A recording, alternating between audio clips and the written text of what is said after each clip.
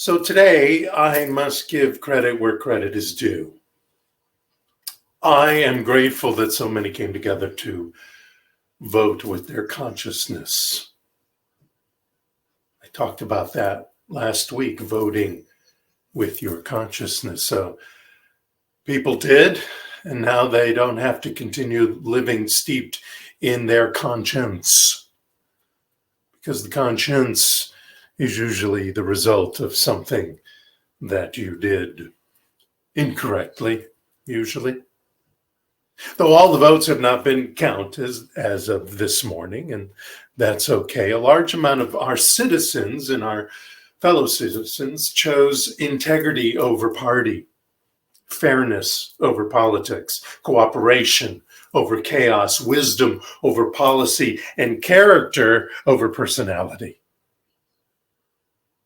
Things I believe that are more important not only in our leadership world of our nation and the world, but in each and every one of us. And it's something that we can grab onto, something that we can reveal easily by just having the consciousness of that, by just knowing that, well, we tend to forget that the universe has already made everything available to us. There's no competition. There's nothing we have to take.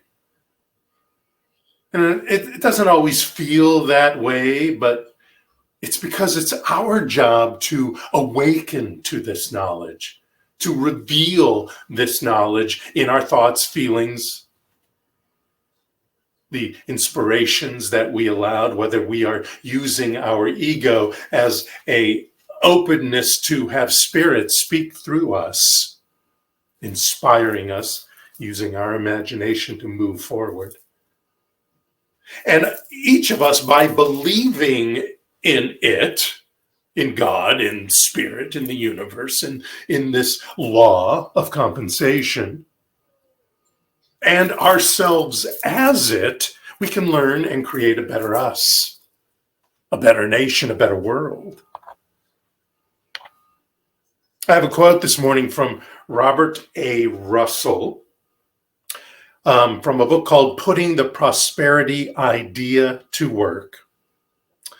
And Robert Russell said, "The most direct approach to prosperity is through the absolute. If it is true of God, it must be true in manifestation. God is all in all. It is both desire and fulfillment, prayer and its answer, idea and its manifestation." Robert Russell. So if it is true of God and God is all in all, then it must be true of each and every one of us. We are the prayer and we are the answer. We are the idea and we are the manifestation. We are the desire and we are the fulfillment of that desire, because the power rests within us, the rests within our consciousness, the energy we exude. Now, there's been many celebrations, and I'm sure you've seen them all, for our return of decency, for our return of faith, for a return of calm and a removal of a little less cray-cray in this nation. But many will still say, really? So what? What do I have to be grateful for? I'm still staying at home. People are still dying or getting sick. Businesses are still dropping like flies. What's to be grateful for?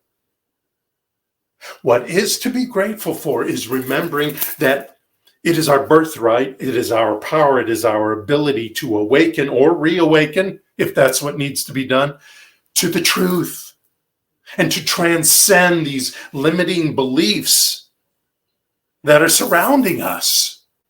If yesterday's news didn't help that for at least most of us, 70 million of us in this country and throughout the world, although they didn't vote,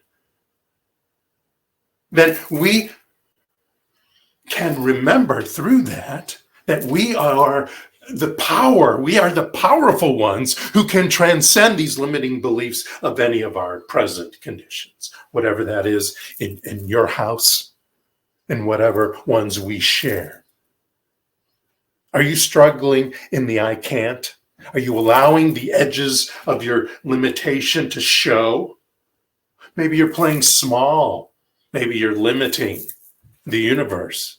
We all do it in one way or another, in one part of our lives or another, sometimes in a teeny little way, sometimes in big ways. Are you playing at the level of tic-tac-toe? Or Kirby's Dream Land from Game Boy? Do you remember that? It was a really easy game on Game Boy.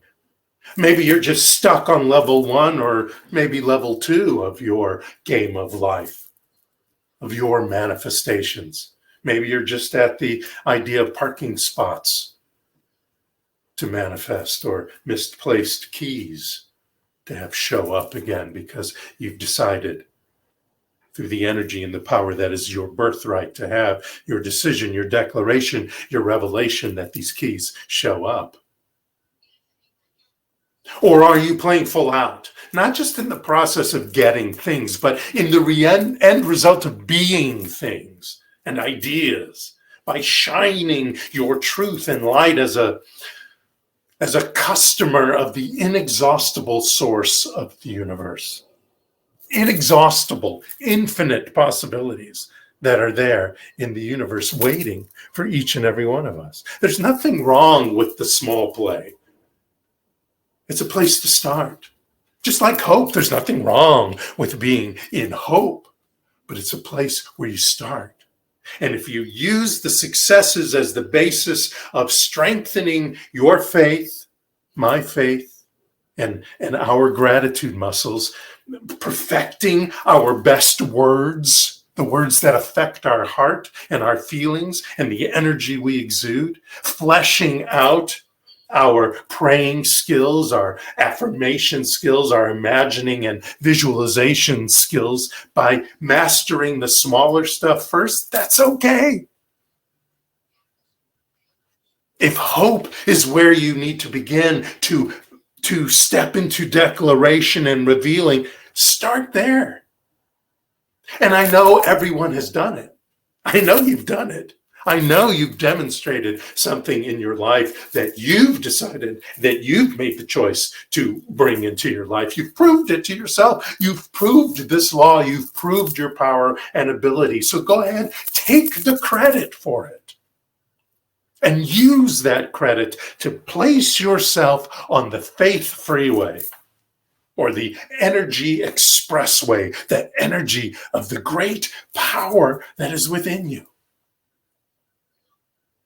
I have a quote here from a modern mystic called Vivian May Williams. And Ms. Williams said, "We cannot possess money." And in this moment, she's talking about money, but you could put any word there, healing, etc. We cannot possess money until we perceive that the substance of our own form or identity is the same substance of wealth or abundance or healing or loving relationships, etc., of which money is the identity. If you believe you are spiritual and money is material, you separate yourself from it by accepting such a belief. But when you realize that money is a spiritual idea that stands in the same relationship to mind and God as a rose does, it will be visibly expressed without anxious thought. Spirit. It's a spiritual event, not a wanting event. So what is the spiritual difference between a rose bloomed in your garden and a check for $1 million? Nothing. Nothing in spirit, only in consciousness, only in the energy of allowing and expecting that idea to come into fruition. Only in the frequency that we knowingly or unknowingly attach ourselves with, of being in gratitude for receiving that rose, or the $1 million check, or whatever amount you can be a bit out of your comfort zone about. Maybe it's $1,000. Maybe it's something else. Whatever it is, the universe is ready, able, and willing to manifest either or both. There's a gentleman named David Spangler. He's a practical mystic, he calls himself. And he has this little meditation that he wrote. And just imagine with me this. Imagine you're inside a dark house dressed in a swimsuit. You're cold and you wish for warmth. You wish for light. Now you step outside the door of the house into the sunlight, out into the nature. And you realize what's going on. And you go out to your lawn chair and you lie down and you sunbathe. And then you feel the warmth and light penetrate your being. You feel so good and you're no longer cold. And you see a tree near you, and you see how it also takes in the rays of the sun, turning sunlight into food and energy. It is like you, the tree, also a sunbather, absorbing the light and the warmth. Now, look at the sun. Imagine you're looking at the sun and feel your beingness begin to expand and rise out of this scene that I'm speaking about towards the sun. You meld into the sun. You are the sun. You are radiating out your light upon the trees and plants, all of nature, all of people kind, shining your light onto solar panels that people convert into energy, people sitting and absorbing your rays. And feel what it is like to give out from an inexhaustible supply. Feel the difference of being the sun and being the sunbather. Feel the connection between the two. Are you seeking the warmth in your life? Are you taking the action to step into the light in your life and accepting not only the rays of the sun, but that you are the sun? Do you think of yourself as the very power and presence of the sun? Not just catching the light, but being the light. Because you are. You are the sun. When people pass by you, they should be singing, "Here comes the sun." Because that's you. That's me. That's each and every one of us who allow this revelation of the divine that's within us to expand, to transform, to transcend, to move forward. Living in project gratitude means we show up, shifting our point of view, our perception from getting or taking to expecting.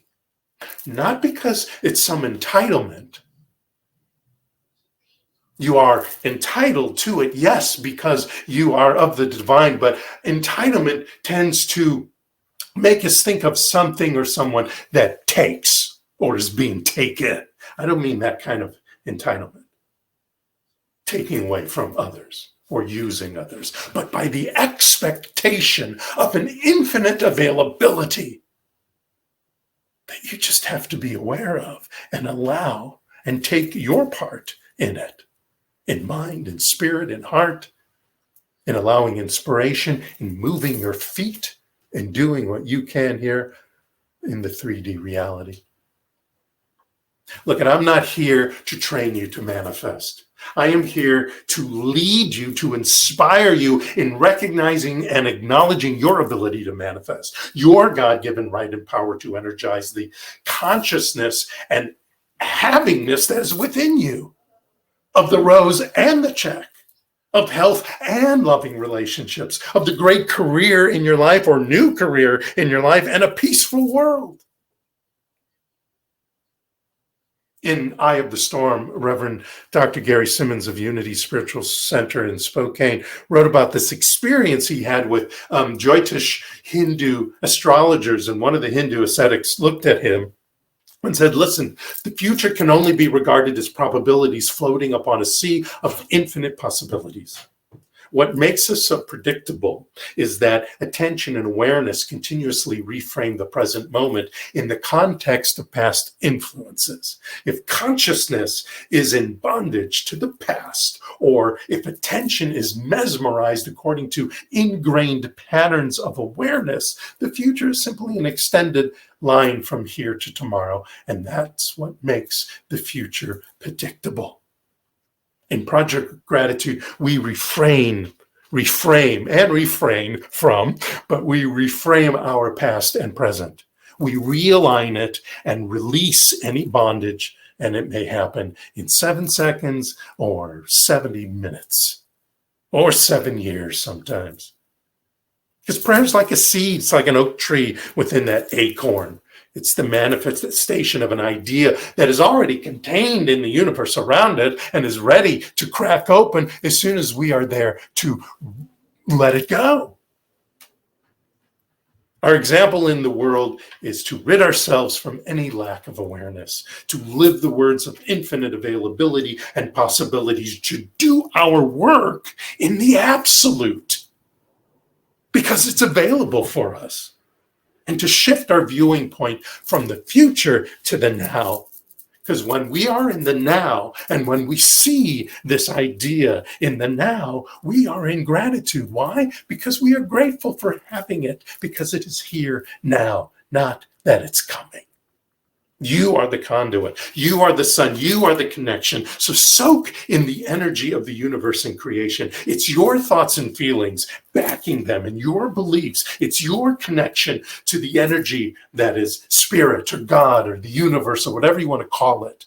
It's your consciousness that makes your life as it is. So take a bow. Take the credit. Enjoy life. Be grateful for life. Live, laugh, love, thrive. Namaste.